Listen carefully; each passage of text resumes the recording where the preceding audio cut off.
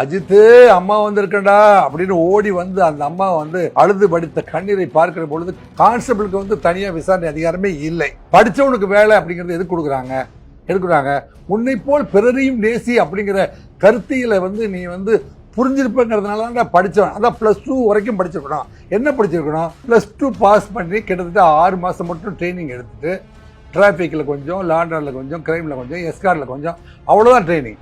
குற்ற வழக்குகளை விசாரிப்பதற்காக சிறப்பு பயிற்சியெல்லாம் அவங்களுக்கு கொடுக்கப்படவே இல்லை. கிடையாது. அவங்களுக்கு சிறப்பு பயிற்சி கொடுக்கப்பட்டது உதவி ஆய்வாளர் கொடுக்கப்பட்டிருக்கிறது, ஆய்வாளருக்கு கொடுக்கப்பட்டிருக்கிறது. அவங்களுக்கெல்லாம் வந்து 1 வருஷம் ட்ரைனிங்கு. அவனுக்கு வந்து உளவியல்னா என்ன, விசாரணைன்னா என்னங்க 24 ஹவர்ஸ்க்கான கஸ்டடினா என்ன, அப்புறம் வந்து ரிமாண்ட்னா என்ன, அப்புறம் பெயில்னா என்ன, போலீஸ் கஸ்டடினா என்ன அப்படிங்கிறதா இருக்கு.